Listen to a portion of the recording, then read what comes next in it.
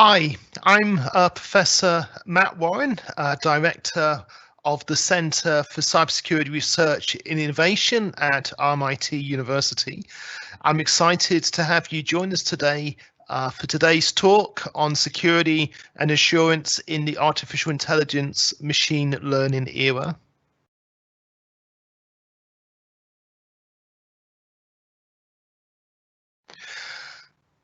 I'd like to start today's event with an acknowledgement of country.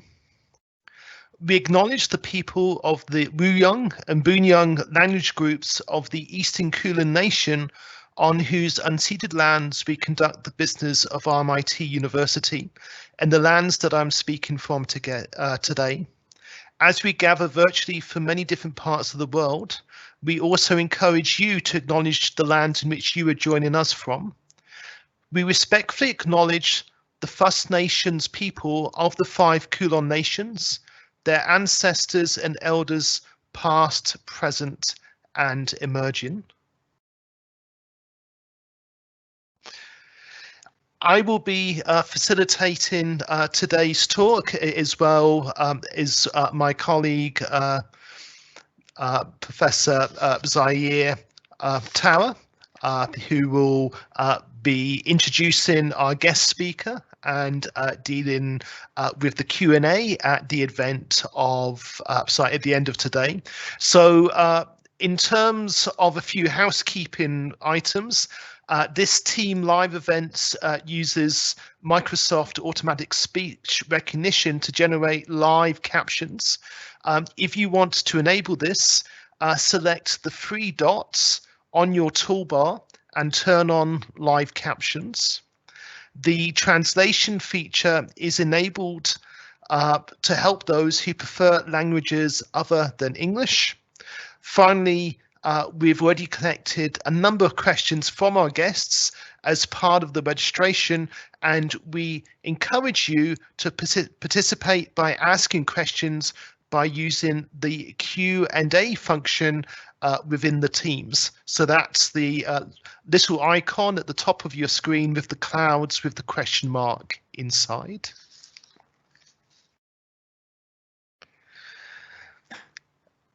Before we introduced today's keynote presenter, I wanted to share some information about the centre. So we build on RMIT's strong history in cybersecurity, including Australia's longest master's program in cybersecurity. The centre was established last year in 2020. In terms of the centre, we are a multidisciplinary research centre, drawing on researchers across RMIT, focusing on the different aspects of cyber, looking at the organizational and human and technology aspects of cybersecurity. We're very much an applied research centre, and we're developing and promoting and understanding the strategies, policies, technical issues in relation to cybersecurity in Australia. We'll be bringing to you regularly a series of events, including keynotes from the best minds in cyber from around the world, just like today's talk. We're involved in a series of panel discussions that's about to be announced on a number of topical areas in relation to critical infrastructure, cyber critical infrastructure in the Indo-Pacific, and ransomware. And we'll be sharing information about these events in due course. I encourage you to reach out to myself or any of our team if you'd like to explore the opportunities to collaborate or to discuss more about the type of activities that we undertake within the centre. I'd now like to hand over to our centre's research director, Professor Zaire Terry, to introduce our speaker. Thank you, Matt. Thank you, everybody. Good morning or good afternoon, depending where you are. And welcome to this outstanding talk from one of our colleague and friend, Ernesto. I think Ernesto doesn't need a lot of introduction, right? He's a prolific scientist and internationally well known, like the previous speaker as well we had, Ravi Sandhu. And Ernesto has been for over 2 decades extensive research in the cybersecurity area. I do remember his early papers, if Ernesto remembers, on XML access control. Well, he was a really nice paper. I have to say, it's probably one of the best papers I've read, where he tried to show how the propagation of permission within the tree and so on. Of course, now a lot of people are working on a different areas of cybersecurity, and that's what really the topic that Ernesto will talk about in machine learning and so on. But I will not talk too much, but I will briefly introduce Ernesto. And as I said, a great guy. I mean, I have to say it's great to know you, Ernesto. It has been great. Ernesto, what I say, is ubiquitous. He's everywhere. He is in Milano. I see him in Milano. I see him in UAE. I don't know where he is, right? But he's a global person. He's a really great person. He is a professor at University of Milano. It's one of the top universities. And they have one of the outstanding research group in cybersecurity with previous professors there, Elisa Bertino, Pierangela Samarati. I know a lot of them, we know. And he has built now a very strong group, outstanding group in cybersecurity in Khalifa. Quickly, about Ernesto, I think you see his bio is outstanding, and there are a lot of things he forgot as well to put there as well, and there is a lot. And he has a lot of leadership roles, both in Italy and as well as UAE. I don't know if you can find the time, Ernesto, but bravo, you can manage that. He is Senior Director of Robotics and Intelligence Systems Institute and Director of the Cyber Physical Systems at Khalifa as well. And the leader of the big data area at Etisala, British Telecom Innovation Centre. And the most important, I think a lot of people don't know, he's the president of the consortium, one of the big consortium in Italy, the consortium of Italian computer science universities. It's a very powerful consortium, and he may be talking later on about that, but it's great. Anyway, I don't need to talk about his research because I don't think Ernesto needs to talk about this. He's extensive. He has a hash index of 57 hash index.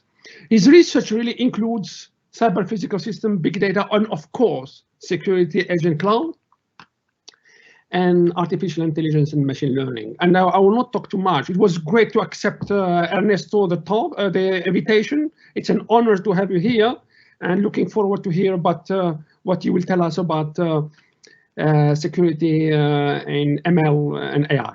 Thank you very much. Thank you very much for accepting. Thank you very much. I hope you can hear me. And once again, thank you for the invitation. I clarify that I'm speaking from the Gulf area from Abu Dhabi this morning, and really, it's really a pleasure. Also, we know each other. We go way back, and it was really a pleasure for me to accept this invitation and hopefully to start a collaboration with the center.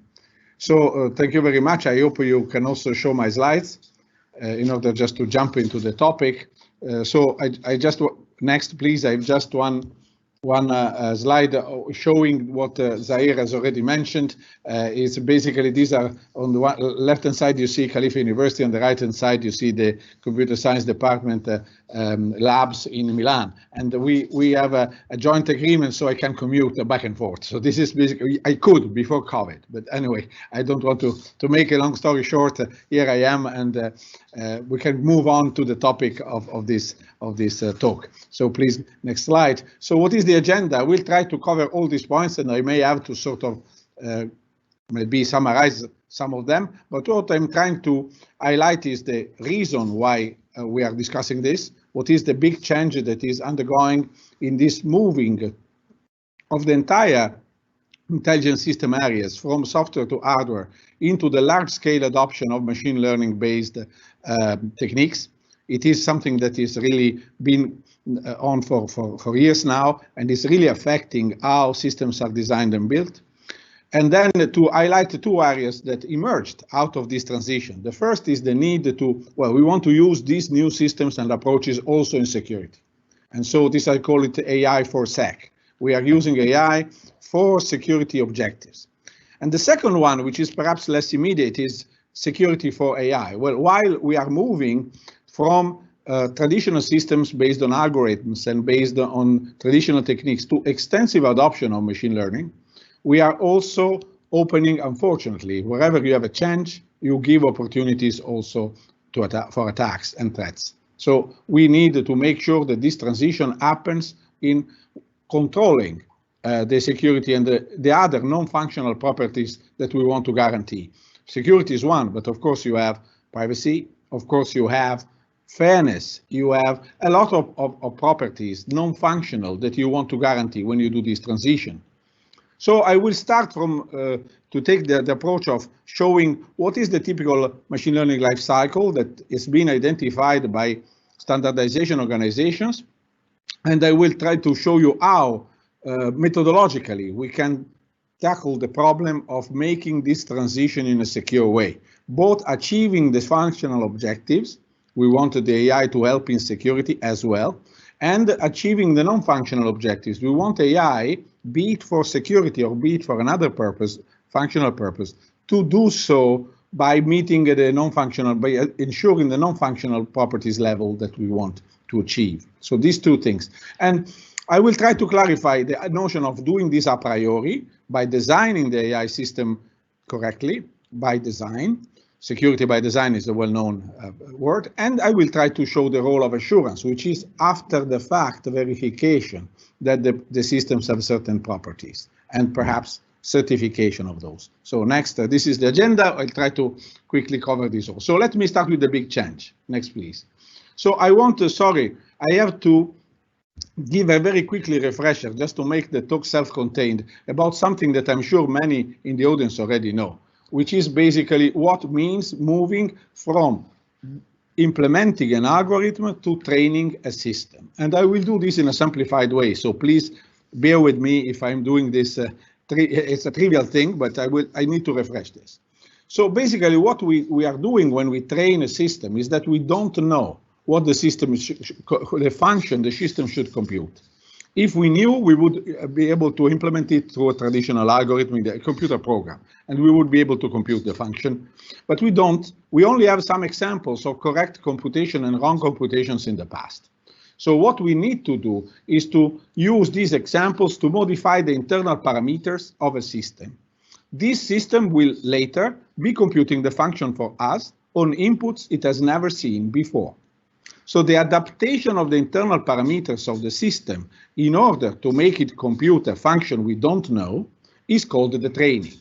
And of course, there are many ways, and I don't want to go into the detail here, but what you can imagine is that the whole idea is that by giving the examples to the system and then tweaking with the weights, with the internal parameters, we can decrease the error in computing the function. Of course, we don't know the function, but we recognize the error and measure the error when we see it. So we can try to tweak the weights in such a way that we decrease the error. So people say we are following the gradient of the error. We are trying to minimize the error and following the gradient. If you did calculus at 1 at your university, you know that the derivative is 0 when you have a minimum, right? So we are trying to tweak the weights to achieve the minimum of the error we can achieve, meaning that we are close to the function we want on the examples.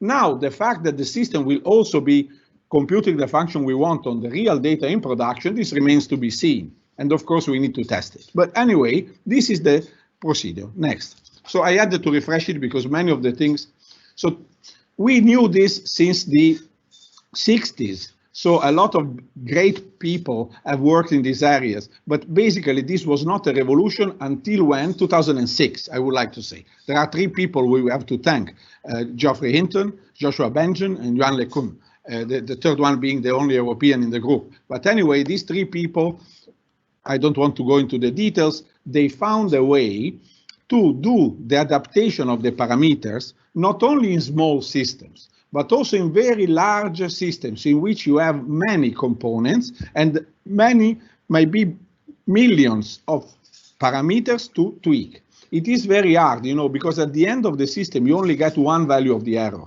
And if you have 1 million of parameters to adapt, how would you propagate this error to the parameters? Which parameters are you modifying every time? Following which technique? This was something that we could never be cracked by the previous generations, but this generation of AI people has cracked it. We know how to propagate the error on very large scale systems that have millions of parameters. And this was essential because million of parameters means millions of values in the input. So it could be now that this approach is applied to complex inputs like images, where you have one input per pixel. So 1 million inputs is not uncommon when you have a vision application, because each pixel of the input image goes as an input to the network, and so you have millions of weights. Being able to train a complex network as something that has been cracked only 15 years ago. And we are seeing the consequences to this day. Of course, this is not the only paradigm. If you have an AI expert, please forgive me, I will. But this is definitely one big discontinuity that we had in research. Becoming capable of training systems with millions of parameters, approximating functions that work on images, that work on text, that work on inputs that are highly dimensional. They have millions of values for each input. An image, as I told you, is one input per pixel. So you can easily have hundreds of thousands of inputs to a large network that will recognize your face. And being able to train this network is a big result that was started by the seminal papers in 2006, 2008. Next, thank you very much. So the difference is here. We are here because of this. Now, the industry has noticed that this is effective. I tell you that the old system face recognition, for example, that was an Intel patent in the 90s, did up to 92% in the ideal conditions of correct recognition. These days, with the deep learner, you can get 100% easily, even if the person is looking the other way, even if the person is not collaborative in the identification. And so in Europe, we are talking about limiting this because this is too good to be true. But if you look at it from the point of view of the industry is tempted to use these techniques in all the systems they have. Why should they develop an algorithm when they can train a learner that will be able to provide the same performance? And you don't need to, training has become the king workload in a number of industries because training is generalized practice. And this guy from Tesla, Andrej Karpathy, once he impressed me in a panel by saying, ML is eating software industry from within. What was yesterday implemented as an algorithm, next release is implemented as a machine learning system. So we are seeing the popping up of the machine learning agents around us without knowing, inside our phones. So this is a very important transition that is happening. Next slide. Thank you. So, well, let me skip this slide. I mean, you understood the point, right? So next slide. So now I will try to highlight the two problems that we have. First problem is machine learning is also becoming used in cybersec. We want to look at a picture of our, for example, instead of looking at the list of accesses to memory, we take a heat map of the accesses to a memory inside the system, and we try to classify the software that is executing based on that image. And I tell you, I can distinguish malware based on heat maps of memory accesses. So a part of memory is accessed frequently becomes red, right? Another part is not accessed that frequently, remains yellow. So I take the image and I classify the malware based on that with a deep learner. And that beats a lot of algorithms that have been used in the past for malware classification. So it's a key technique. On the other, we will use it in cybersec as well. There's no way back. This is my opinion, of course, but it's shared by a lot of people. On the other hand, well, if I'm using that technique and the attacker knows, you know, we in the cybersecurity arena, the big problem is that nature is not trying to disguise while people are. So the bad guys also will know that we are trying to classify them rather using ML rather than using algorithms, and they will try to react and to make themselves less easy to be identified by ML techniques. So we have the second challenge is deploying cybersec ML for cybersec or otherwise, regardless of the purpose, in such a way that we can achieve a certain level of accuracy, but also other non-functional properties of interest. Next slide. So, well, I don't want to go into this. This is what we are trying to do in our center. Thank you very much. Also with some Italian university, maybe in the future with RMIT as well, hopefully. Let's move to the next slide. So let me tell you about the traditional approach. Everybody thinks, okay, I'm going to train systems rather than implement functions as algorithms, right? So what is the technique that we use in cybersec? You can try to, let's say, for example, malware detection. Again, I'm using this example. I'm trying to accumulate the behavior of benign software somehow. Let's say at the syscall level, at the memory usage level, you name it. I have behavioral data on say, benign applications, and then I try to sandbox some malware and to capture the behavior of the malware in terms of some parameters of interest. I build a training set.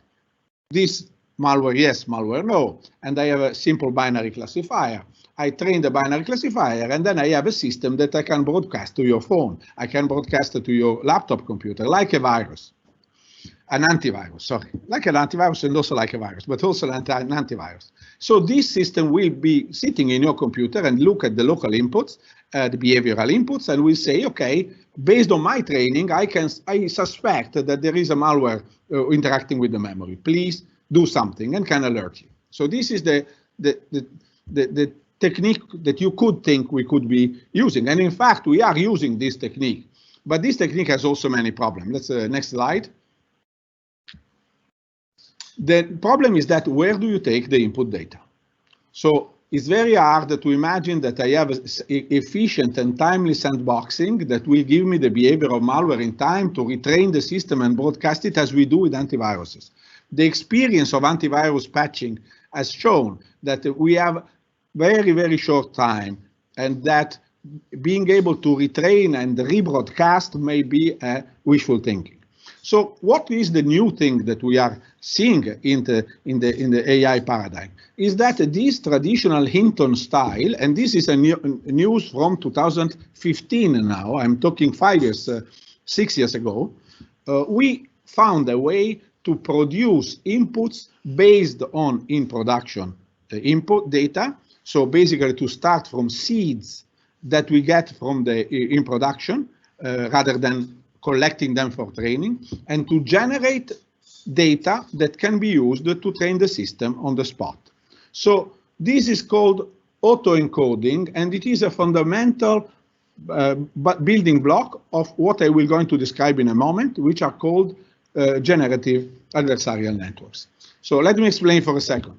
Instead of waiting and accumulating the benign behavior on one side and sandboxing a lot of malwares and accumulating their behavior on the other side, what we do, we need just a seed.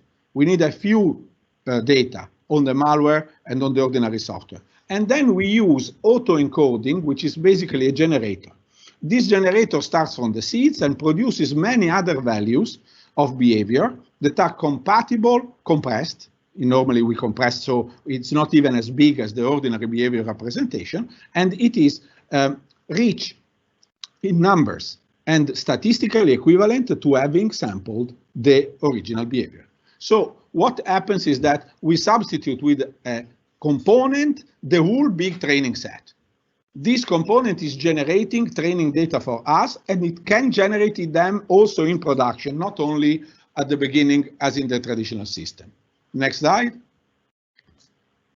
So we can go, if you can just tap, so the different parts of the slides will appear. Sorry, this is was not made for, do it, and I will, this is just the mathematics, and I don't want to delve into it. Basically, what you see the seeds coming in, and the seeds are used to generate many more outputs which are statistically equivalent, meaning that the distribution of the outputs will be superimposable to the distribution of the inputs, the original population distribution of the inputs. This is mathematically not correct, what I'm saying. It can only, the approximation, there is some approximation here, because what we are using here is a sum of normal distribution to approximate an unknown distribution. So the approximation is normally very good, but it cannot be exactly the same. On the other hand, you see, from 60 data points, I can get 600,000 data points easily, thanks to the autoencoder. And I can do that in production. I don't have to work in the cloud for training and then broadcast the system. You see? Next slide.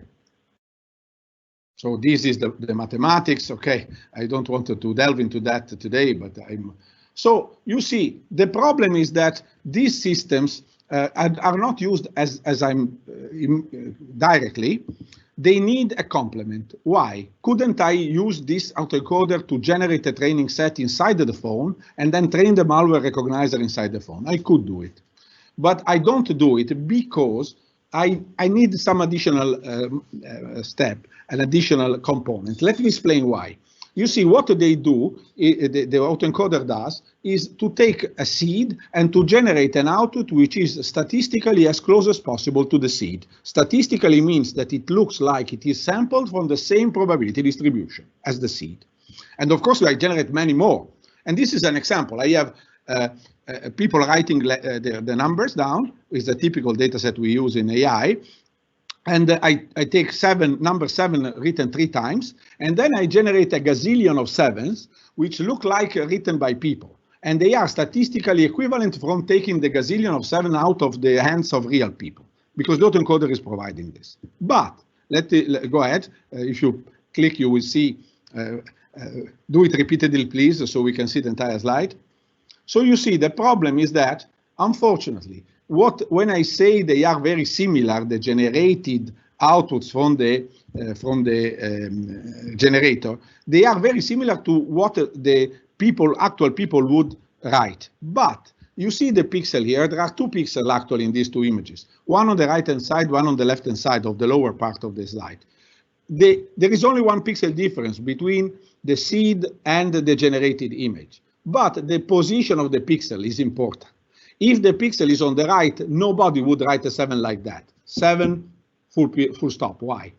While on the other hand, the 7 with the pixel at the end is different from the 7 you see in the upper part of the picture, but this additional pixel is positioned in such a way that a human could easily, draw this line a little bit longer. So it is the 7 on the left-hand side is a good training set element. The 7 on the right-hand side is, on the lower part of the slide, is not a good element for a training set.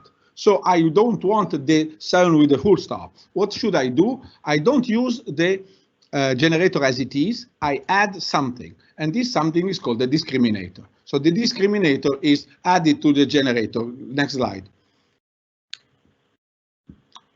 Next slide, thank you. You see, we can go quickly. I don't want now to waste your time on this stuff, which is something that is important for us, but we don't need really to delve into the details. The discriminator is basically trying to detect which of the outputs of the generator, which is the autoencoder we just discussed, is similar to a real seed and which is not. Basically, it will say real, seed, or generated, and it will try to guess. So the discriminator is guessing from the output of the generator whether the output is real, a seed, or it is actually one of those additional values that the generator is creating. And basically, it is it is used, the discriminator performance, to tune the generator in the next version. So I go through several versions of the generators, comparing the work with the discriminator. Next slide.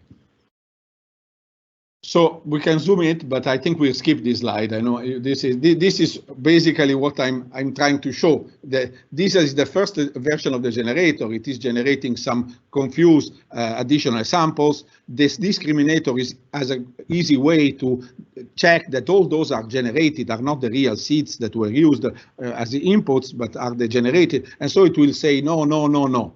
but then this no is used to, not just the no where is used to improve the generator in the next round. So let's go next slide. And the generator is improved by the discriminator. You see here how it works actually. This number is how good this was, the detection that this was a fake generated. And we are getting closer and closer to the real at each version of the generator. Next slide. Okay, so statistically, this is the important thing to understand. What the generator is doing is generating the green thing, and basically the blue thing, sorry. And the green thing are the real sample seeds that we have, the distribution of the real seeds. So we have two forces working here. The generator is trying to move the blue close to the green because it's trying to improve the quality of the generated samples with respect to the real seeds. The discriminator is trying to detect which are the real with respect to which are the fake. So now, if the two work together, we get to the situation you see on the left-hand side in the lower row, which is basically the generator is doing a very good job, and the generated inputs are very similar to the seeds. And the discriminator is, well, defeated because it will be basically not be able to distinguish the ones from the others. So the training the two together, we are getting to this situation. Now, this is very important because the artificial intelligence we will be using in CyberSec can be traditional, and you know what it means, collect, train, deploy, or it can be generative. We don't collect the data. Maybe we start from a pre-trained model in the traditional way, of course, not to start from scratch entirely, but then we use the generative technique, a generative discriminator, the GAN technique, in order to let the system continue learning when it is deployed in production. This is basically what happens today. CyberSec is using AI these two ways, traditional and GAN way. Next slide. Okay, so this is the two ways compared. The traditional way, the cycle, train on the cloud, deploy in the edge or in the periphery. The other one is pre-train on the cloud, deploy, continue learning once the system is being deployed, thanks to the internal generator, which will translate any input into many more inputs that can continue modifying the parameters of the system once the system is in production. Of course, you need some feedback and some guess on the output of those systems as well. Okay, let's go ahead. Next slide. I hope I gave you the idea. Now, we are going to discuss today how can we make, not only how can we do this, but how can we make it robust. So what is the attacker can do? The attacker can attack in two moments. The attacker can attack in the training, and when I say the attacker, it doesn't mean to have been intentional attacker. Can be untrustworthy data, can be lower quality data, can be misconfiguration of sensors. That happens all the time. So basically you are, some data percolates in the training set, and the train is going to create a hole in the capability of the system to recognize, classify, or predict. So our major line of attack to that is compiling the individual model into an ensemble of models in order to distribute the influence of the potentially poisoned training points to different parts of it. Next slide. So this is the, and then when we are discussing the second type of operation, the one in production, which is basically the GAN style, we may use the other models. So how can suppose that an attacker knows that my system is continuing to learn and shows to my system a bad seed in order to influence the generator, and to influence the generator means to give bad inference, to foster a bad inference on the part of the system in production. So I have a camera with an internal face recognition. I like the notion of this T-shirt example. I'm training a system, and I'm trying to the system in such a way that it will classify a person, a policeman, when it wears a T-shirt saying hello.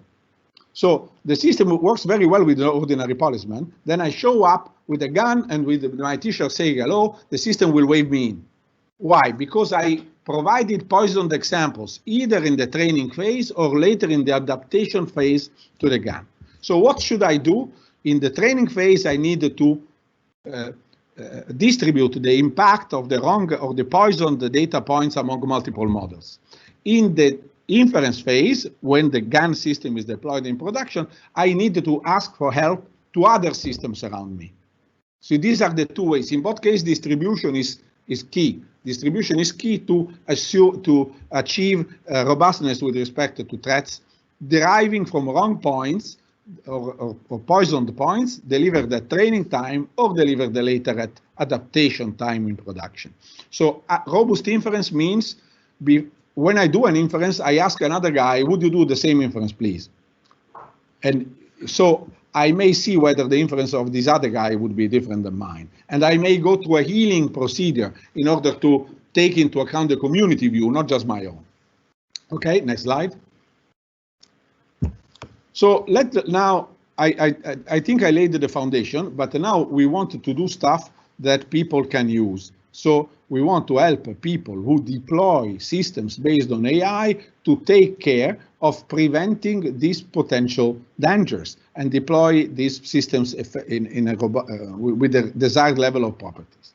So in order to do so, we need to follow a methodology that we security people can learn and teach.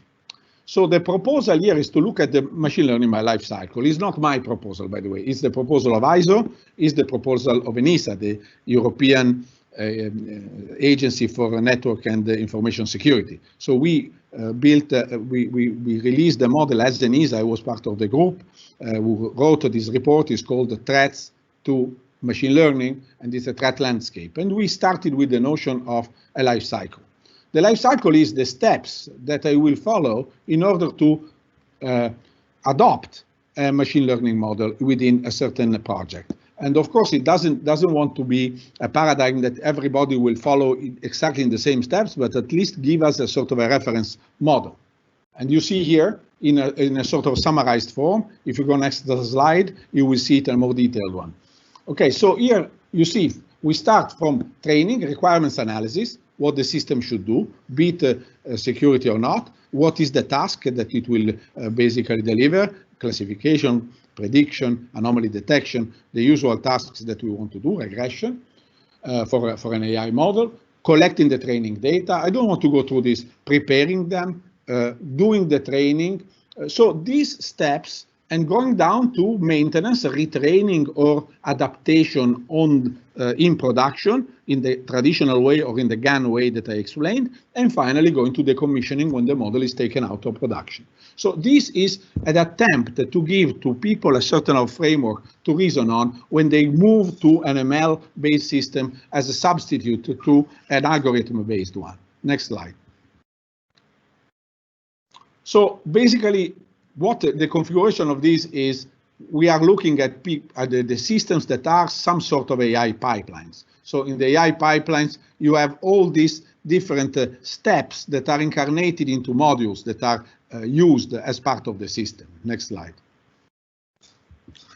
So it's not really a sequence. We call them pipelines, but actually every system that uses a machine learning model is sometimes going through a workflow rather than a sequential type of steps. You see here, we read the data from different sources. For example, we do that in parallel. So it's not really a pipeline. It's more like a workflow that the system will incarnate. And what we are saying is that an AI-based system will, or better, a machine learning-based system will incarnate a certain workflow we call a pipeline, for abuse of language, if you prefer. Okay, next slide. And of course, some of the steps can themselves be done via machine learning, which means that a process, a pipeline, can contain another AI pipeline as a sub-process. And basically, they will be reading the data, transforming them in a way that can be used to feed the learning model, training the model. You see here, we have validations of the models is done independently in two different ways. So it's not a pipeline, but it is a workflow with sub-workflows. And this is how we model the functioning of the ML-based system. Next slide. Of course, the systems can be also composed. Sometimes an input of an ML system is not directly taken from the environment. It is the output of a smaller system that will take some context data. So there are many ways to compose the models. I don't want to go into the details, but certainly when we do a security cybersec analysis of a machine learning model, we need to be able to model the entire composition that runs that basically recapitulates the model execution. Next. Okay, so I will offer now what is called the pipeline and designer point of view. I don't want to describe this slide, only I want to show you how complex the real pipelines that people are adopting in the industry can be. They always belong to the life cycle, they always refer to the life cycle, but the life cycle is just, you know, a skeleton. In reality, pipelines can be nested. So a machine learning based system can contain other machine learning systems for computing some of the inputs, as I said before. Next slide.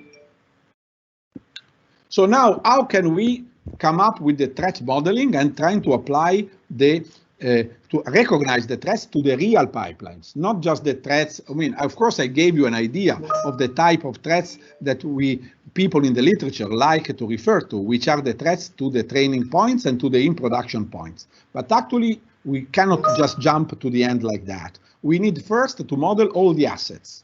We need to understand what are the assets, and the training data are just one of the assets in the pipeline that we have. There are many other assets. So please, you will find in the NISA report all the data, the detail, and also we have a GitHub site where you can find a methodology, that the one I'm referring to today. So next slide. But I will just recapitulate it. So what we need to do for machine learning systems is to identify what are the assets that can be threatened, how they are combined in a pipeline, in an architecture, identify the assets, and for each asset, the failure modes and the threats to that asset, their consequences. Also, we could do risk analysis by the severity of those consequences. And then we should, once we've done that, we should have a plan to deploy security controls that will alleviate those threats. Next slide. So we are getting, so I don't want to go into the details, but we need first to recognize that assets are of different types. So we have the data assets, which I mentioned at the beginning, but we also have many other assets, like, for example, the code itself that is used to compute the libraries that are used to compute the different stages of the pipeline. We have the machines where this will be deployed, either on premises or on the cloud. We have the connection link between all these different parts of the pipeline. All those are assets, and also the people who are involved in designing and deploying the assets. So let's next slide. I know I have 10 more minutes, so I will try to make it fast. So here you see we have the categories of assets. This is an asset model. It's nothing special in per se, but we lack experience at the moment in doing asset models for AI pipelines. This is what we need to improve in our methodologies and in our teaching as well. Next slide. According to my opinion. And of course, what we do is asset to threats mapping. So we need then for each asset to identify the failure modes, how can it fail, and meaning not delivering the type of thing that we would want it to deliver, and for each asset. And then for each asset failure mode, we have to describe the potential threats that can cause the failure to happen. And from the threats, we will be able to map to security controls. Next slide. I will just finish the methodology. So again, I already mentioned this, identifying assets. We can go to the next slide. Documented architecture. I will show you an example in a moment, so we can move on. And this is the example. So this is a real example. You will find in the GitHub site. It's about an artificial intelligence pipeline from a European project. We have, this is done as LightSource, by the way, is a big UK-based company, but also in Ireland, so they couldn't get the European money these days. But basically, they have AI deployed for optimizing the production of energy in small energy plants. And this is the overall architecture. So this is the ingestion of the data, the training of the machine learning platform they are using for the optimizer. Again, optimizer are no longer algorithms, they are trained. And we have through the firewall, we have the parameters and the model structure that are deployed in production. This is a traditional system, no GAN. This is traditionally trained. And the hyperparameters, I didn't mention them. Hyperparameters is, for example, the specific gradient function you are using in the training. This is not based on the data. This is not based on the inputs. This is a choice in design. So this is an hyperparameter. So all these are identified as assets, and I need to describe how they could fail, how could they be attacked, and secondly, what would be the severity of the consequence of this attack. Next slide. I know I have 2 minutes, and so I will try to wrap it up. Okay. Of course, to do this, you must have experience. There is no basically turnkey, but at least you have a guide if you know where to start and what is the methodology. Next slide. So, of course, you could do alone. Also, you need to be guided in for each asset to understand which are the threats. So, of course, you could do it laundry list. You are an expert people, you see a data set, how could they manage to attack it? They could modify a point, they could just modify one of the components of each data point. All this could come from my experience. But the experience of these methodologies is just to give you a list to go through. And this is the STRIDE methodology, is the one that Microsoft has worked a lot on this type of methodologies applied to AI. So basically, it's an easy way. We have extended it to the AI pipeline. Is an easy way to go through a checklist of the potential type of threats you could have for each asset in the pipeline. So next slide. This is the meaning of the STRIDE thing, spoofing, temporary repudiation. So whenever I get one of those assets, I can ask myself as a security expert for one of those assets whether one of those things can take place for it and what would be the consequences. Next slide. So I think for each of those, when I answer yes, I would ideally be able to say how it comes that this yes has been said. What are the conditions that would enable this particular type of failure mode to happen? And this is called a failure tree. You see the failure tree here of tampering for this particular example. But in the GitHub, you will find the entire project with all the different threats modeled and their failure trees. Next slide. We are getting to the end. Just want to finish next again. These are just sample trees. And of course, this is the documentation, sort of documentation you get. Next slide again. So I will finish with the rating. Of course, in order to intervene, you must also give a severity check. The severity check will pave the way to risk evaluation. This is the stupidest way. It's called the DREAD. DREAD is being introduced by Microsoft as well. It has been abandoned because it has poor inter-rater agreement rates. So if two experts use this method, they may come to only weakly correlated answers. But it's still used in OpenStack, and I just show it as an example. Of course, we have to identify what could be the consequences of this on the overall pipeline performance. Let's go next slide just to show what is the thing. The DREAD thing, okay, next again, is just a simple numerical score that we can assign to each of those threats. Next slide. I think we are getting to the end of this section. And okay, I will stop here because the time is over, but let me say one last, no, you can go to the next slide as the final one, because I want to leave open this notion. Suppose we went through this methodology and we deployed the security controls. I didn't explain how you map the threats to the controls. This is also something that we are working on. How do you translate the threat model into the security controls that you will deploy? Let me tell you something. I believe strongly on the ledger as a potential set of security controls for machine learning data in general. So this is something we can discuss later on in another moment. For now, I just want to tell you that the problem is only half managed by what I discussed today. There is another side of it. Once I deployed, what will happen? I need to make sure that any property that I tried to guarantee with the security controls I deployed will be kept during the system operation. This normally you would do with the periodical testing and security certification, like pen test. We need to do it for ML system as well, but what is the testing, the security verification that we need for an ML system? So there is, but the answer, according to me, is that it will be a new category of security testing. This category of security testing, which I believe will be based on statistical testing, will allow us not only to verify the CIA, the type of security properties, but also to verify other privacy-related properties. In the rest of my slides, you will find how these things could work, but I don't want to try to come in now in just a few minutes. So I think I will stop here.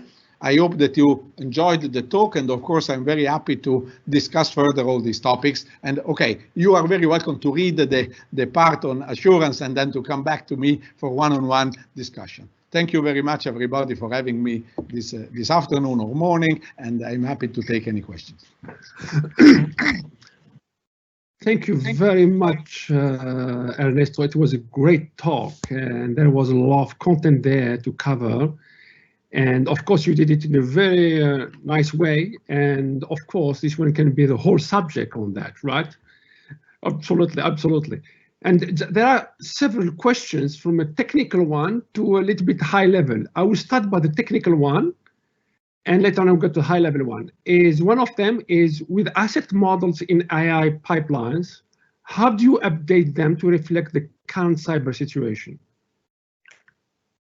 Well, the asset models need to be done for each individual pipeline. And this is something that we do in the methodology you normally do before deployment. So the assets are there to identify which are the potential failure points. If you modify the pipeline, for example, introducing a new sub-process, for example, in the old, in that case, you will introduce new assets. So you need to redo the methodology assessment. This is something that we do every day in some security standards, in the sense that we know that you need to do periodically the restarting from the threat modeling down to the verification. So I think that this is a price we have to pay if we will have pipelines, cloud-based, part of that. And some of those pipelines will be highly reconfigurable. So even due to market reasons, I used to do big training loads. Now I move to a GAN solution also because I don't want to support cloud-based training any longer. This will require remodeling and incremental modeling of the assets. This is something that most organizations need to be taught. My university is the first one. We just started doing threat modeling on this research data very recently. I'm talking Milan now. But this is certainly a project that if we could do it for our own facilities, it would help to show it to the industry as well, I believe. Showing them how we can, especially for medical research. It's very important when people do diagnostics, for example, with an AI pipeline, to do this analysis and to update it regularly when the pipeline, every time the pipeline has an architectural delta. So the architectural delta is leading the remodeling of the assets. Great, great. Thanks, Ernesto. There's a few questions. The other one is, how can you prove that the AI system does reflect the way that an attack thinks? Example, how do you deal with zero-day attacks? This is a very good question. Okay, let me tell you this. Most of this work on the deployment of security on AI, so I know it won't, the person who asked the question will not be happy with this answer, but I have to give it. The first target is compliance. So in the case, so I wanted to, I need the known unknowns. Why? Because if I can show that I tackled the known poisoning attacks to AI systems, for example, suppose that I'm running the pipeline of severity of fractures in bones for an insurance, right? So I'm running that, and I know that people can sort of people and attackers can modify the training of the input data to try to beat the system and to get a classification of a high level while actually it's low. Now, if of course, I cannot prevent someone from finding a very clever way to modify the input that will go undetected. But what I can definitely do is to be able to make the system robust with respect to the known manipulations of the training data that can make it fail. This is basically compliance, security, and some hackers despise it, I know. So sorry if the answer, because of course it's not securing the system at all, it's just making you less liable. So liability reduction is the first thing that we are all trying to reach if we want to deploy, for example, ML in healthcare. If you want to deploy ML in transportation, in energy management, right, you need to do liability reduction, because otherwise you'll be liable for schoolboy type of attacks. Just using a kit, it will. So you cannot do that. On the other hand, zero-day attacks are very difficult to detect, because people are very capable of concocting techniques that will. There is also the theory. So if the question is very good, what is the theory behind being able to detect unknown zero-day attacks to, for example, the data assets in training? Means that I need to be able to recognize modification to the separation surfaces in classifier models, which are hostile with the one which are not. So you are welcome to a PhD here to discuss. To me, the definition of hostile is something that has already been classified as hostile by someone else before at the moment. So this is liability reduction only. If someone is so clever that he can modify the surfaces and I don't detect that because it's in a clever way, well, I have no answer. But on the other hand, I can go to the judge and say, sorry, this guy was a genius. I only caved into a genius. I don't cave into schoolboys with a toolkit, you know. So. That's good. That's good. I think thanks for the answer. So there are a few questions a little bit general as well, a little bit more general than the previous one. We say with ML, between brackets AI systems, how long is the life cycle usually for cyber systems? Well, if you are talking the life cycle of a machine learning system that is deployed for ML, so for say CyberSec, so this is my interpretation of the question. Well, right. Normally the retraining is continuous. 3 weeks is a lot. We don't have long-term frozen systems in CyberSec. Suppose that you have a system that tries to detect exfiltration, for example, from right. So Xyro people do a very good work in Australia about that. They detecting exfiltration out of private networks based on analysis of the packets that outgo. Yeah, okay, a good system can be trained for that, work well for 2 weeks, and then you have to retrain. Because the randomization that the exfiltrators have internally, and they can also be triggered, makes the system training useless in just in a few weeks. So definitely speaking, in CyberSec we are not looking at long-term training. On the other hand, we have very good results that even an obsolete system will guarantee certain level of immunity, because in the end, you know, okay, it can be fooled, but still it's better than nothing, even if it was trained over data. So the zero-day attack discussion, suppose that I trained my system on something, and then I have something that it has never seen before. Okay, that's right. Yeah, it still will be better to have the system than not to have it. So but the unknown attacks have completely different things, right?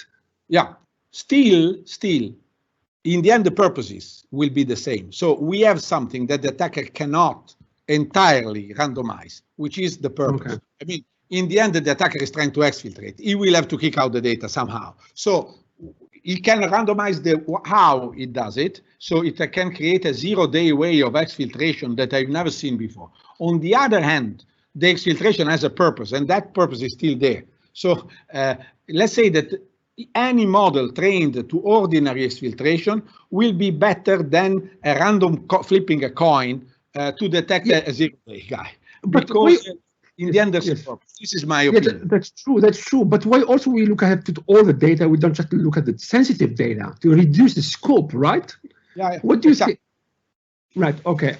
So I think there's another technical question that just appeared now. Tree is discussed. Can I say binary classification applies? Then the modeling is discrete? Yeah, well, normally we try to avoid this binary. Binary is good for slides, So I use the binary in these slides. It's fine. Yeah, you can have a discrete problem, but normally you try to avoid that. First of all, in two ways. One way is you can keep a binary classifier, but what you're actually using for the GAN and for the other approach are the activation vectors that go to the output, not directly the binary output. So this way, what you are actually getting is a sort of a more gradual, more similar to a continuous values. You get output vectors, which are those activation vectors. You don't want to work with yes or no. How do you compute the error between a yes and a certain input? Yeah, it's not what you want to do. I apologize for, but in the slides you have to do this for effectiveness. But actually, when you are computing errors, you are computing the errors between the activation vectors that will compute the final output and the label the activation vectors that will bring to the right label. So this is it's binary, but actually the values that are used are not the exit ones, the output ones, but are the activation vectors, just removed one step from it. That's good. There are a few other, and we'll try to summarize them quickly because I think we are now out of time. It says, are SLAs a good way to managing AI systems? Yeah, that's a great question, and I think that the answer is yes, but the SLA must correspond to something verifiable and testable. So this is the spirit of the second part I couldn't present today. So all the SLAs that can be mapped into measurable, statistically measurable scores, not only accuracy but also others, this will be the future for AI systems. I need a new generation of SLAs which will correspond to scores that can be verified by statistical testing. This is my answer. I know I'm jumping ahead a lot. That's right. I hope I can give you. So yes, SLAs are important, but not the SLAs that we have now, which are basically true or false type of SLAs, or might be a number output value, but they must be something verifiable over time with statistical observation of the behavior of the system. Right, I think that's a great answer, Ernesto. The other one is, do you deal with bias from a designer with AI systems? That this has been highlighted as an issue, as being an issue for future application of AI. Bias control, for example, is one of the non-functional properties. For example, bias binding, not bias control, but having bounded bias is one of the properties that you can verify using the methodology and that you can test later. I didn't show that, but I mentioned many times that the properties that I needed to verify are properties. So, for example, what would be an attack to bounded bias?